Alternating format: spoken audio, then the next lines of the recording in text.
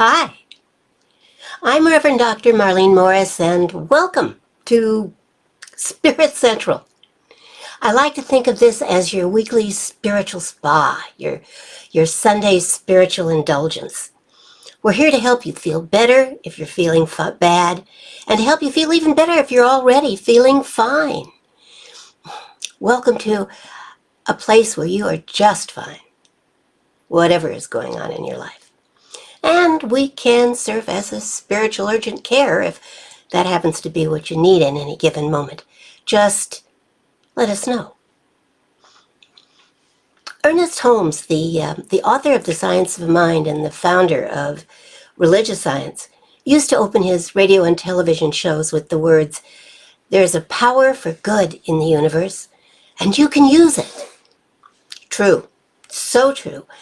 But, and, the greater truth is that you can't not use it. In fact, you're using it right now. You use it all the time. Because whatever it is you believe, it is done unto you according to that belief. See, the important part of Dr. Holmes' admonition was to remember to use it for good. So, I know we don't look like a traditional religion. Then, I guess we're not. But people ask me all the time what it is that we do believe. And so think, if you will, with us for a moment and consider this, which is kind of what we believe in a nutshell. We believe that we are here to remember who we are, that we are children of creation. We are here to remember that we are created in the image and likeness of God, of Spirit, of creation, of whatever you choose to call the creative, motivating force of the universe. We are here to heal our misconceptions and to release whatever beliefs may no longer be serving us. We are here to learn how to use our divine inheritance to make our lives and our world a better place. We are here to be awake, to inspire, to create, to uplift, to heal, and to make whole ourselves, which is our starting place, and our world. Now, I like to get you thinking right from the get-go, because the very last thing I want you to do is to leave your brain at the door. I like you to keep thinking. That's important. Thinking is, I believe, our way to understand our spirituality. So, here's today's question. It's December 26th. How was it? How was Christmas? You know, we spend so much time and energy getting ready for it. So I guess my question to you today partially is, was it worth it? What was the best part for you? Out of all the things that happened or didn't happen yesterday, what was the very best part? And what maybe do you need to change your mind about to make the holidays holy, to make you feel whole? When the talk's over, let's chat about what I've said and how that just might help you reconsider your answers to today's questions. I'm going to jump right in and talk about what I'm going to talk about, and then we can talk. Welcome to Spirit Central.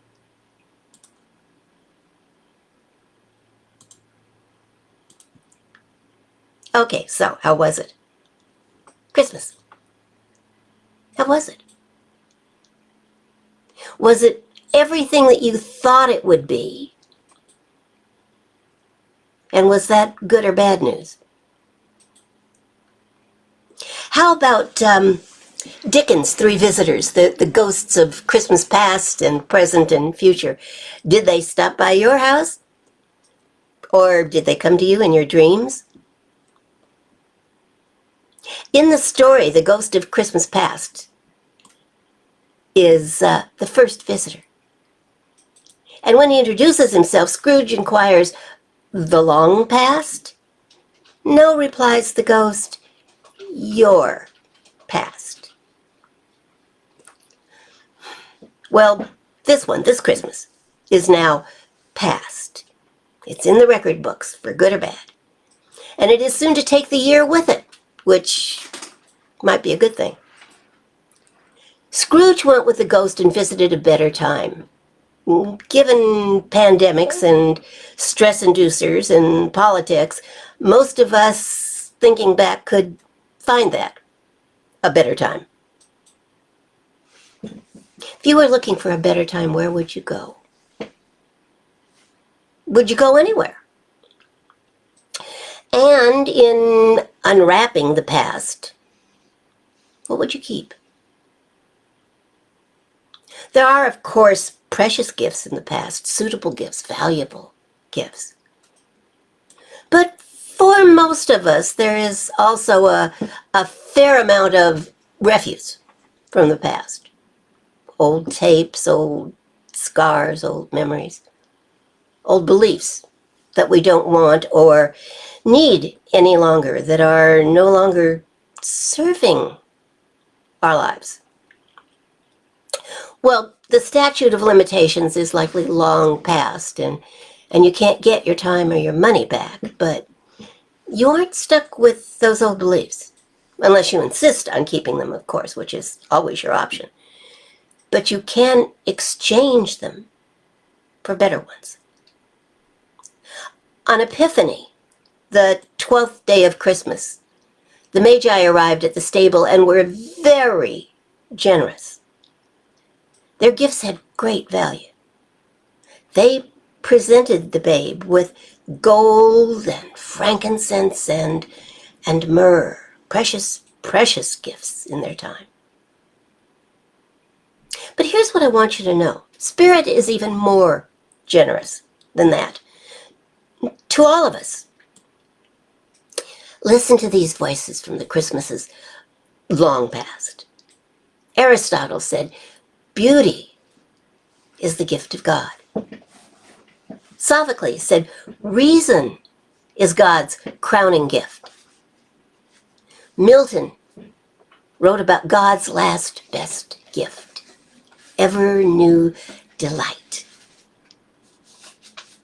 And Dante said, "The greatest gift that God in his bounty made in creation, and the most conformable to his goodness, and that which he prizes the most, was the freedom of the will with which the creatures with intelligence, they all and they alone, were and are endowed." Free will, the greatest gift, you think? Perhaps. It does, after all, allow us to re-choose all the other gifts, to re-choose how we will view the past, for instance. Will we, in our re-choosing, be victor or victim, slave or survivor? Free will. So, let's talk Christmas present. Where are you with that? What did you get? How was it? What did you expect? What were you praying for? You were praying, after all, weren't you? Elizabeth Barrett Browning said, "God answers sharp and sudden upon some prayers, and thrusts a thing we have prayed for in our face, a gauntlet with a gift in it." The lesson, I think, is to look for the gift. Too often we get exactly what we have been praying for and then look at it and go, "Oh my God, what have I done? Why is this here? I didn't think it was going to look like that." And it probably doesn't look like we think it was going to look, but if we look closer, might we find the gift? Might we? I believe there is always a gift, regardless of what something may look like on the surface. But we've got to remember to look for it. Or we may toss it out with the wrapping and miss the gift altogether. Dag Hammarskjöld said, "He who has nothing can give nothing. The gift is God's." To God. Your spirit, your conscious presence is the gift of Christmas present. You, just as you are the gift. Your life is the gift. Will you accept it? Treasure it, just the way that it is, for now. Will you accept the call to rise up, to rise above the appearances and the turmoil and learn to bless every day of your new year? Will you carry the memory of who you are, of Spirit's presence in your life? Will you choose to honor the meaning of this Christmas in your heart and keep it all the year? Well, thank you, Dickens. Or will you fall back into forgetfulness? Will you become so busy with the stuff of life that this will all become just a vague memory, another ghost in the closet of your life? That's not a good idea. Remember this: Christmas future can become a scary place if that which we believe is done unto us, and if we don't wish to be done badly unto, we need to turn our thoughts to better things now. If we wish peace, we must think peace now. If we wish love, we must exchange anger and resentment for loving thoughts now. If we want abundance, we must exchange our thinking about lack for the thoughts of the unlimited givingness of Spirit to all of its children, of which you are one. You are an inheritor of the kingdom. Think about that. Remember that. Claim that. It isn't too late. Christmas Day may be past, but in fact the 12 days of Christmas has just begun. The 12 days of Christmas started yesterday on December 25th and last right through to January 6th. It isn't too late to join the celebration.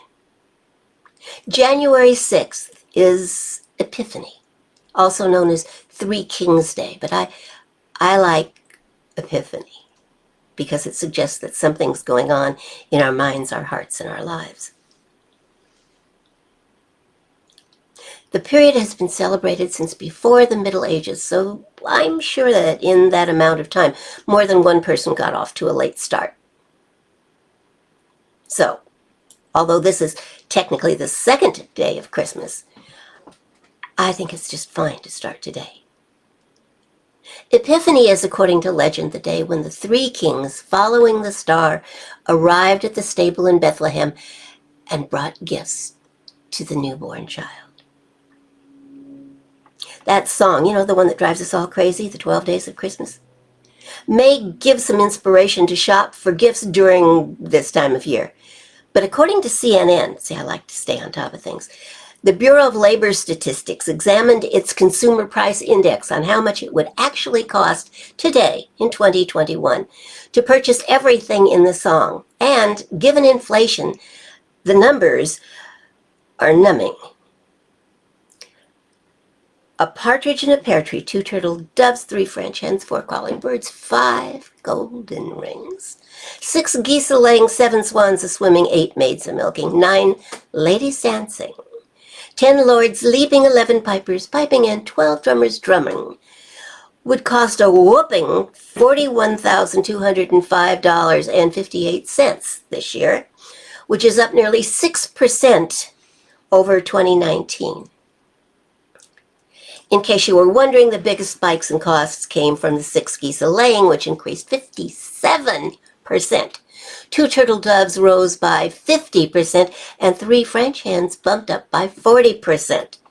This all stemmed from the boosts in food and labor expenses, etc., and travel, and, well, you know how it goes. Overall, the priciest item on the list was the 7 swans a-swimming, totaling $13,125. If someone were to purchase all of the gifts every time they are mentioned in the classic song, they would have to pay. Are you ready? Now just remember that every day the partridge keeps coming back. A new partridge keeps coming back. So that at the end of the 25 days you have more partridges than you could possibly imagine. Anyway, if you were to purchase all of the gifts, they would have to pay $179,454. And I'm sure there's some odd change in there, but that's probably changes according to the tax regulations in your state. Over the 12 days, the recipient actually gets a total of 364 gifts. Now, I got to tell you, my first question is not how much does all of that cost, but what do you do with them once you have them, and where do you keep them all? I mean, you need a farm. Most historians believe that the 12 Days of Christmas actually grew out of a children's, what was called a memory and forfeit game in the 1800s in England. These games were played by British school children, and the rules were simple. When it's your turn, you repeat all the previously sung lyrics and add the next one. If you can't remember a verse, you owe your opponent a forfeit, which is usually, a kiss or a piece of candy, neither one of which is probably appropriate in a time of pandemic. Anyway, the song has gone through a few variations in its journey to the 21st century. In the original lyrics, the 4 calling birds were actually 4 collie, C-O-L-L-Y, birds. The term collie is Old English slang for birds dark as coal, as in coley. Think blackbirds. In other old versions of the song, the partridge we all know and love is replaced with a very pretty peacock upon a pear tree. And if you think that's a little weird, consider a Scottish version of the song that gifts an Arabian baboon. I'm not sure where it fits in, but I'm sure it does. Some versions mention bears a baiting or ships a sailing. Some name the singer's mother as the gift giver instead of their true love.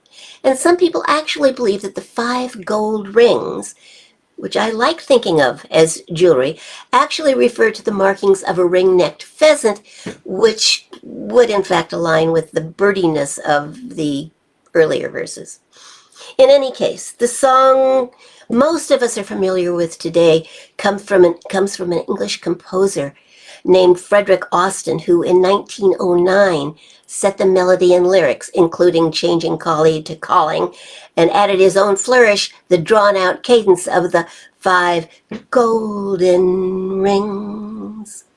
So we can stick with the version of the Christmas past and the gifts of the 12 days as we learned them when we were young, or we could revise them perhaps once again, so that they might actually be meaningful and helpful instead of annoying in our lives. So consider this. Instead of a partridge in a pear tree, on the first day of Christmas, which was technically yesterday, but no one's counting and you can't catch up after all, it's just one thing. On the first day of Christmas, Spirit gave to me a new way to think and be me. Yeah, that'll carry over. Instead of 2 turtle doves on the second day of Christmas, Spirit gave to me 2 new ideas for becoming a far greater me. Instead of 3 turtle doves on the third day of Christmas, Spirit gave to me 3 new friends. That's going to be 3 new friends every day for 10 days. You'll never be lonely again. On the fourth day of Christmas, Spirit gave to me 4 calming words. Gentleness, peace, joy, serenity. I'm sure you can pick your own calming words. On the 5th day of Christmas, Spirit gave to me 5 golden things. Love, forgiveness, kindness, thoughtfulness, prosperity. On the 6th day of Christmas, Spirit gave to me 6 prayers praying. 5 golden things, 4 calming words, 3 new friends, 2 new ideas, and a new way to think and be me. On the 7th day of Christmas, Spirit gave to me 7 thoughts of winning. I can do it. I will succeed. I am success. Everything is going my way. Well, keep going. And if you have some left over at the end of the day, give them to someone who needs them. Don't save up. You have more coming tomorrow. On the 8th day of Christmas, Spirit gave to me 8 gifts for giving. What gifts can you give? No one said buy. Give. From your overflow, from your spirit, from your fullness. What could you give? 8 things. Today. And then again. On the 9th day of Christmas, Spirit gave to me 9 promises keeping. You know, it was Piper's piping, but Piper's piping can get annoying. So can unkept promises. To others, to yourself. Use the song to get back on track. 9 promises keeping. On the 10th day of Christmas, Spirit gave to me 10 dreams a dreaming. Dream 10 new dreams. Plan 10 new schemes. Let your imagination run free. Don't just think big, think huge. Be outrageous. What else have you got to do with your time and your imagination? 10 new thoughts, 10 new dreams, just for today. On the 11th day of Christmas, Spirit gave to me 11 acts of loving. Little acts are just fine. Entertain angels. Smile, cheer, applaud, wipe a tear. 11 acts of loving. It all counts. On the 12th day of Christmas, Spirit gave to me 12 days of wonder. 12 days of wonder. 11 acts of loving, 10 dreams a dreaming, 9 promises keeping, 8 gifts are giving, 7 thoughts of winning, 6 prayers praying, 5 golden things, 4 calming words, 3 new friends, 2 new ideas, and a new way to think and to be me. So here you go. It's still 364 gifts. But the cost, modest, if any. It's more about the idea of releasing old ideas and concepts about yourself and your world and what you can do and who you can be. The benefits, innumerable. By January 6th, you will have changed your life. And quite possibly your world. Among many wonderful things I received on Christmas Day, there was one very special, unexpected present. But I know it isn't just for me, it's for all of us. So I share it with you, my spiritual family. It was from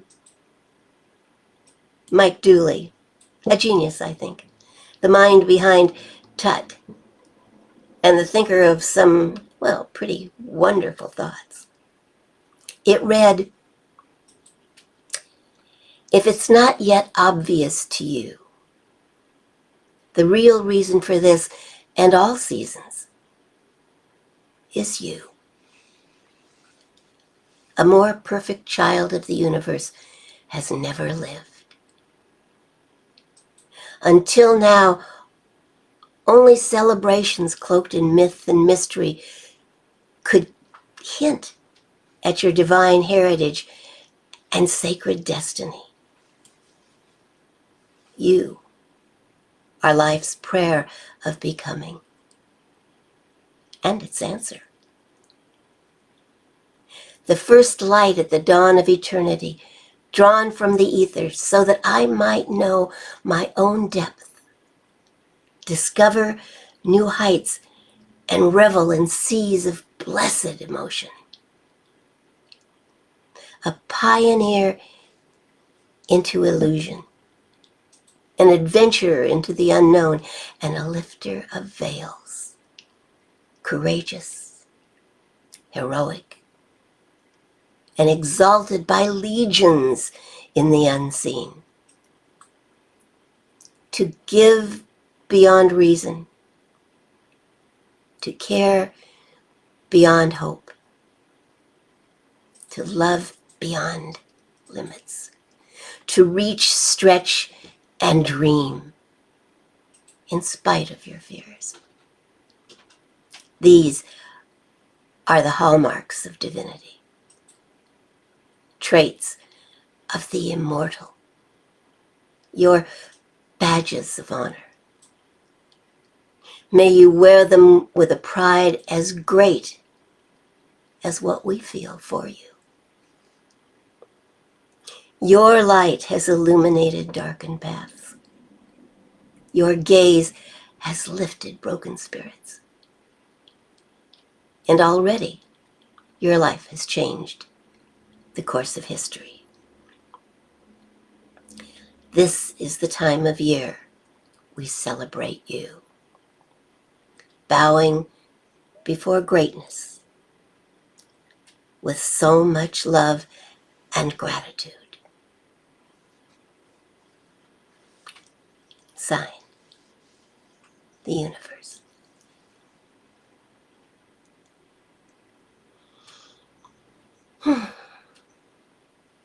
I will treasure that gift. And I hope you too are willing to receive it. Happy December 26th. Merry second day of Christmas. You know, we all should actually sing that song after Christmas, or starting on Christmas Day, and then perhaps it would have more meaning. I hope I leave you with some new ideas, and at the very least, some new words to an old song. May they stay in your mind and ring in your heart, as together we prepare to ring in a new year.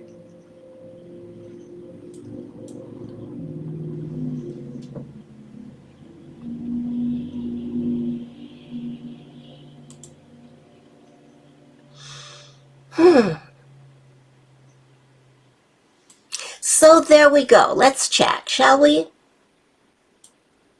Let's chat.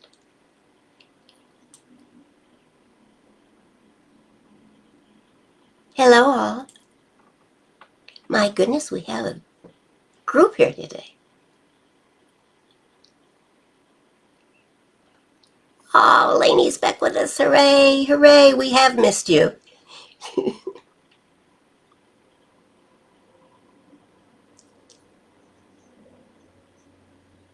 Hold on while I read and catch up.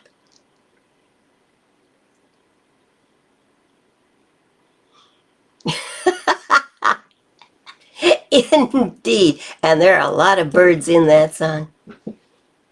Thank you, Dan. I will indeed post the 12 days. Yes, I have them actually ready to post. I'm just a little afraid to try to do it while we're talking, but I will get that done.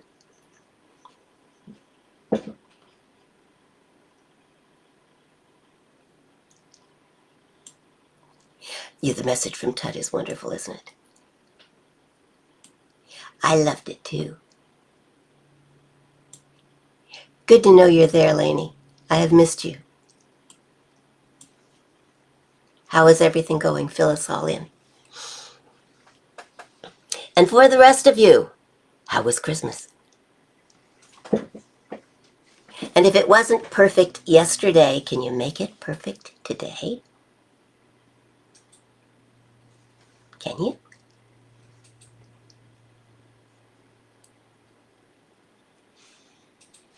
Namaste, Deb. I can post the message from Tut too if you'd like me to. But I have the 12 days all ready to go. Right? So, you know, I've talked about the 12 days of Christmas song before. Those of you who've been around with me know that. But it really hit me today that we really should not be singing that as a Christmas carol pre-Christmas. It, if nothing else, doesn't it kind of encourage you to like overbuy? Like you should be giving somebody something? And it's so easy to convince ourselves that those 12 days of Christmas are like the lead up to Christmas. And so we should be doing something starting 12 days ahead of time, kind of like Advent.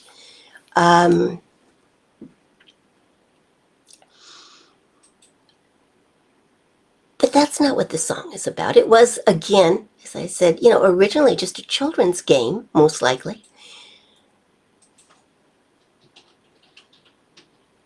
But what if we turned it to good? What if we took this thing that is kind of, I don't know about you, but I get annoyed by it after a while.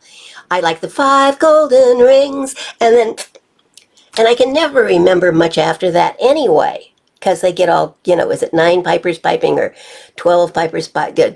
Where are the pipers and who wants the maids milking? Anyway, what are you going to do with all those buckets of milk? And Lord's Leaping, I think, would be even more annoying than pipers piping. So what if we turned it to good? What if we used that melody that we all know, that melody that is absolutely emblazoned on all of our minds since we've been humming it since we were children. What if we took that tune and the idea of doing something good and used it to help change our minds to good, to help focus us on things that would improve our life and our world rather than annoying us. How about that idea? So as soon as the talk is over, I will because I just don't trust my technical expertise or lack of same. I will post both that and the Tut prayer if you would like. I'd be happy to do that. That will take me just a moment longer because I have the other one ready to go.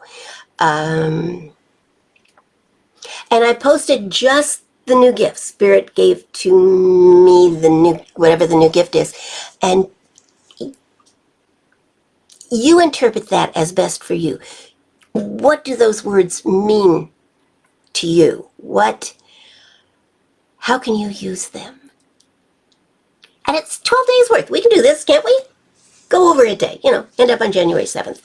Or just take the first two ideas and put them together today and go for it. Since the first idea is a new way to think and be me, you can easily incorporate that with what the second day is. Do I have them memorized? No, of course I don't. But I don't have to, do I? So I will post them. Yes, I do. Deb likes the idea that it's golden pheasants. I kind of do too. Although I am kind of sweet on golden rings. So, Lainey, darling, it's been a tough year. It's been a tough couple of years. Can we just hold you and love you and pray with and for you? I'd like to do that.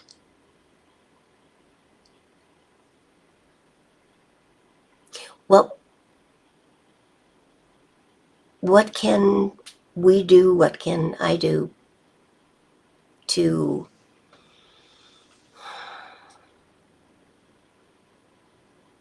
help you step back into the light? You do. And feel free to email me personally or message me, whichever you prefer. You don't have to do it in front of everybody. Okay.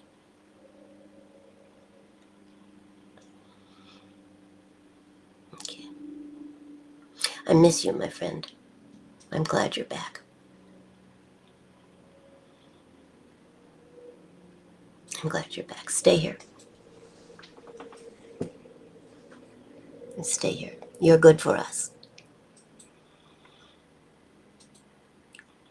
So, the rest of you, my darlings, we're going to head into prayer time soon. I want to chat a little bit longer. We're going to head into prayer time soon, so use this opportunity, if you will, to put your prayer requests into the comments box. And let us know how we can support you in moving powerfully toward Epiphany. I love that that word has come to mean more than just the date, more than just the event. An epiphany is a new way of seeing something. It's a transformational effect. It's a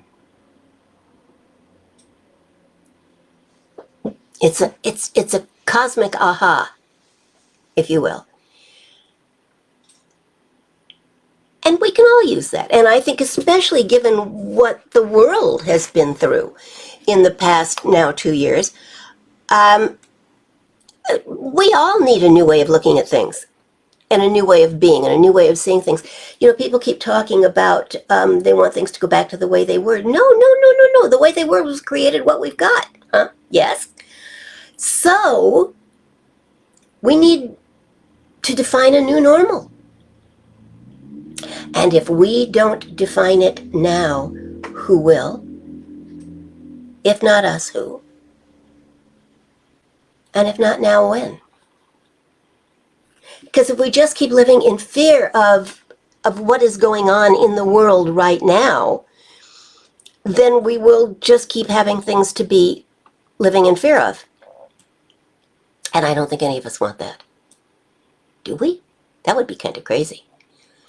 So, what do you want to change? What do you want prayer for? What? It can be for you. It can be for someone you love. It can be for your world. I don't care. I'll pray for anybody, anytime, anything, anywhere, period. So, what is it?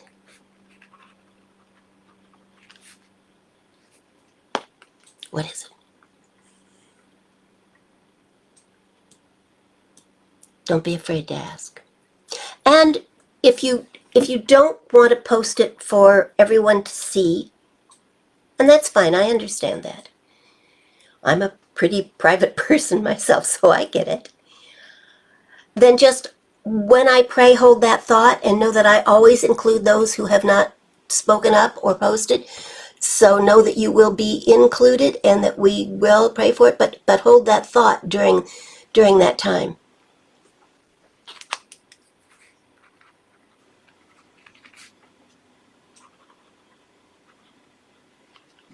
Hold on.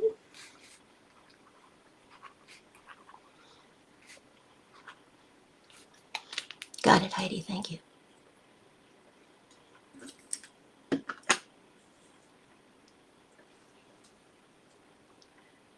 And how was your Christmas, my friends? How was your Christmas? I'd like to know. And if it wasn't blessed and it wasn't merry, let's change that today. Shall we? Let's change that. Let's make today blessed and today, if not merry, at least happy. Merry always feels like it's a step up and a little bit lighter somehow. Merry's up here. Happy's here. But I think what most of us would really like is some peace and serenity. And maybe a golden pheasant.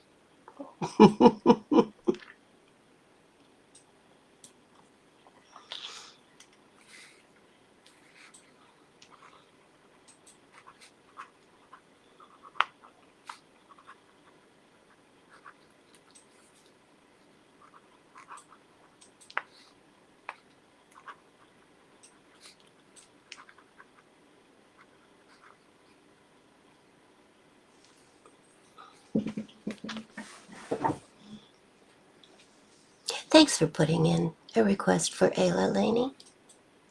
I just love her so much, and just seeing her name makes me feel more happy and more peaceful. So,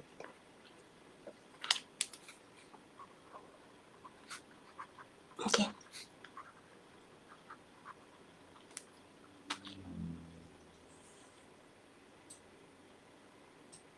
When you talk to her, give her my love, please.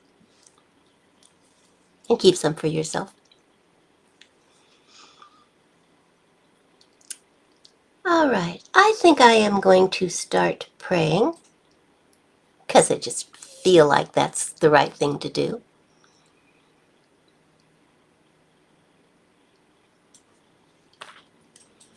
And if you think of something that you would like to have me name specifically,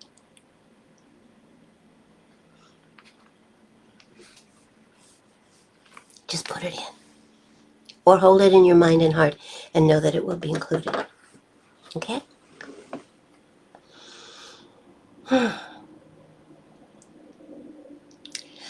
So close your eyes if that's comfortable for you. If not, just soft focus.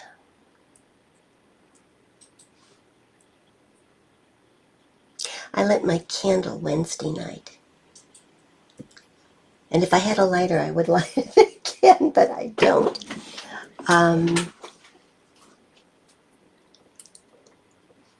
But imagine that it's lit, if you will. And perhaps it will be by the end of the prayer.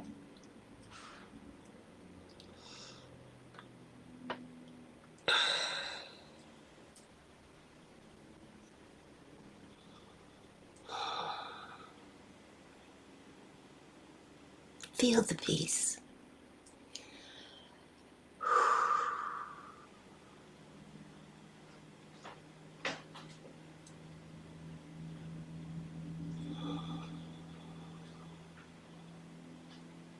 Feel the presence.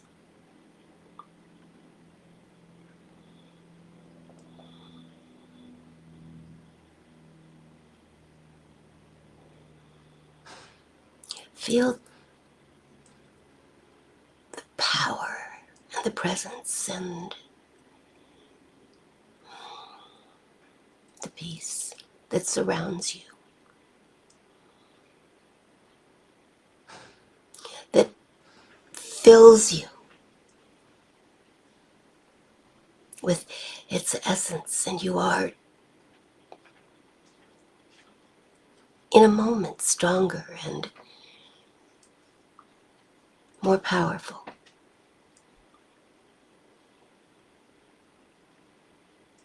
In a moment.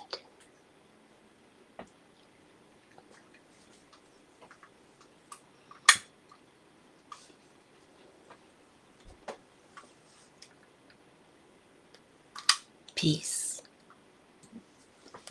poise, power.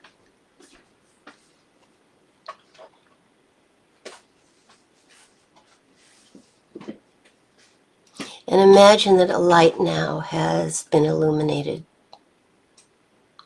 within you, around you, for you.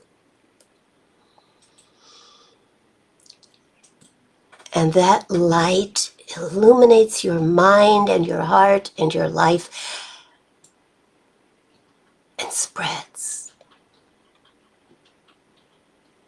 until it touches everything of which you are a part.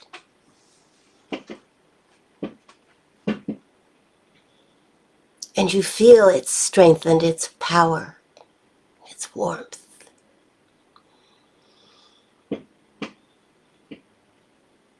And yet, with all of its power, it is the very essence of peace.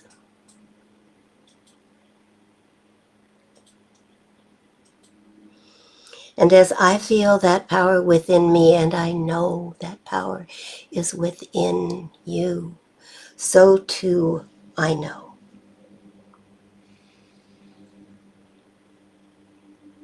that the words that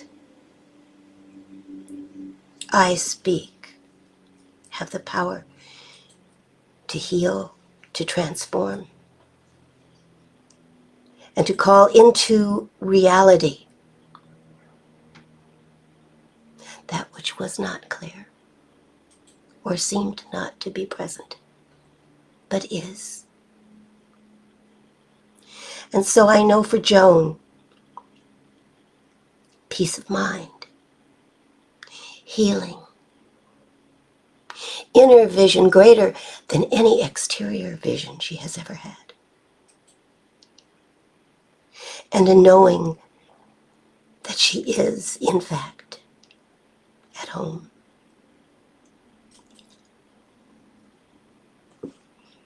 I know for Patricia, peace of mind and healing, and a revealing of the highest truth she has ever known.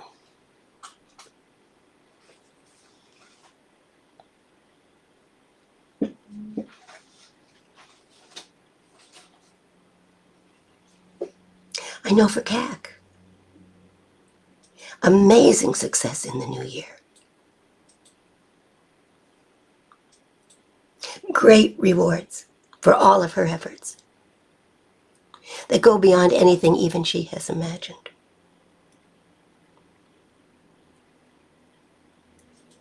I know for Laura, peace of mind, peace of heart.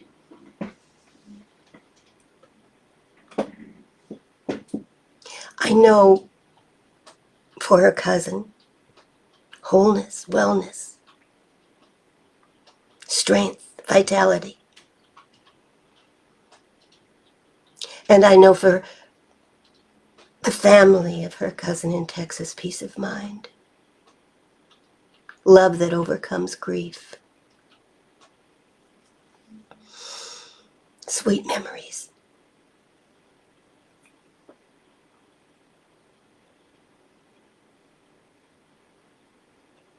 I know for Heidi, the maintaining of balance.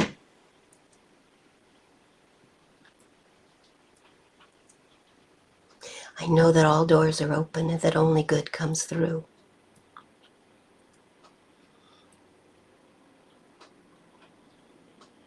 I know that the greater part of her life and the greatest expression of her creativity is yet to be. And so we celebrate. for Laney, peace of mind, clarity.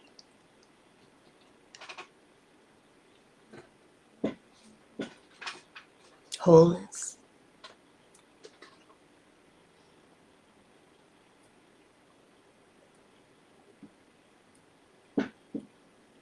An awareness of the presence of the power around and about her. And great, great wisdom. I know for Ayla peace and clarity and joy and a full heart.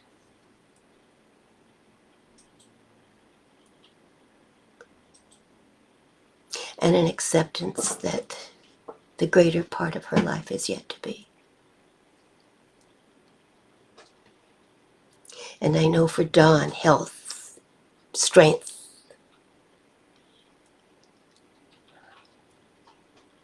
I know that every cell in his body is now awakening to the power within it and responding to that power.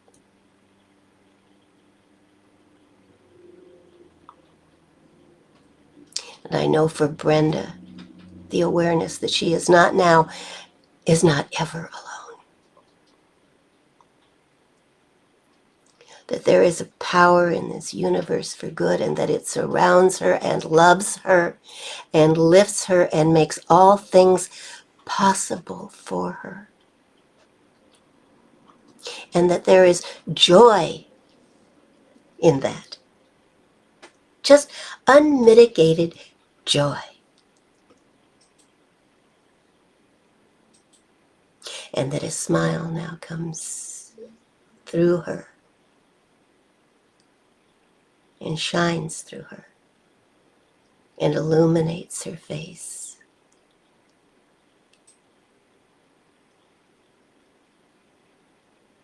And I know for each of us, joy that cannot be contained.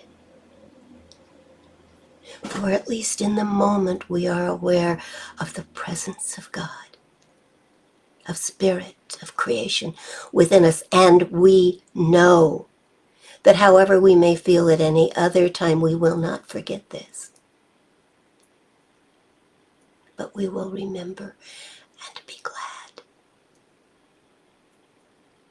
And a smile will creep upon our face. And we will shine. We will shine.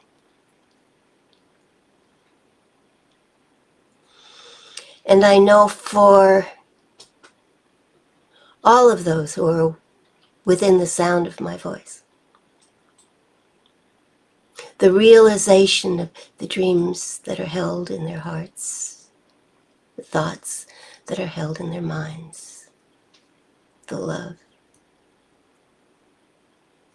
that is in the very core of their being. I know that all prayer is answered by a power greater than we are, but which we can and do use. And I am so grateful. I am so grateful for the presence of that power, for the reality of that power, for the seemingly miraculous response of that power.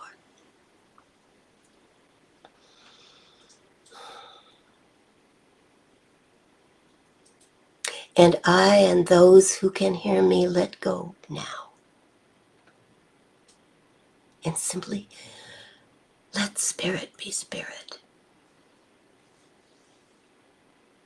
And accept the gifts as they are given. And so we do.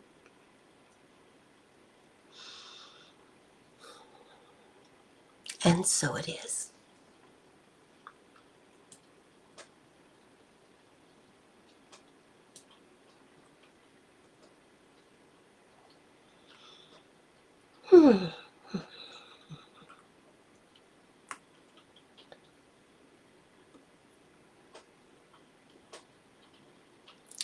So, my friends, I am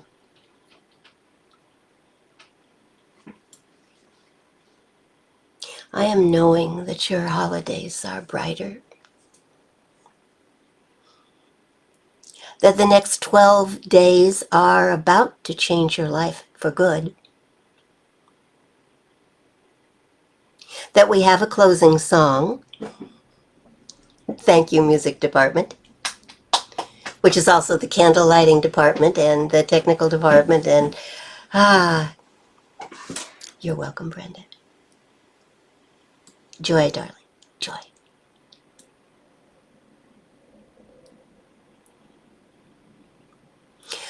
Smile as though you have a secret.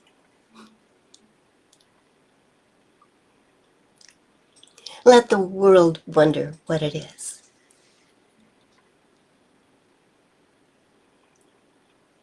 And you recognize it as the presence of God within you.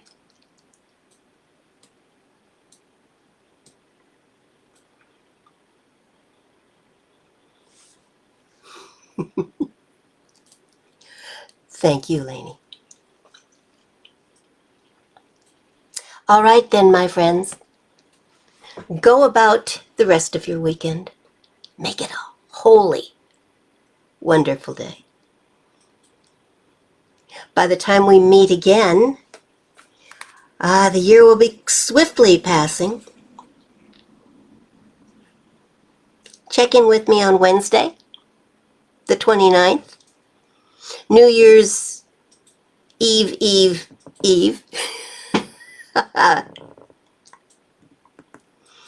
And then the next time we meet on Sunday, it will be January 2nd, and we will be into a whole new, great, wonderful year. A year in which miracles are commonplace, both in your life and in your world. Expect that. Thank you all for your wonderful support. I am most grateful. Those of you who are here but not visible, thank you for being here. Even if you don't pop out and say anything, somehow I know you are there, and I appreciate that. Come join us on Wednesday. Let's see this old year out with a bang, shall we? I love you. I am grateful for you. I am grateful for your support in any way that you give it. And I'm looking forward to seeing you again on Wednesday. Merry Christmas. And let's go create a happy new year. And so it is.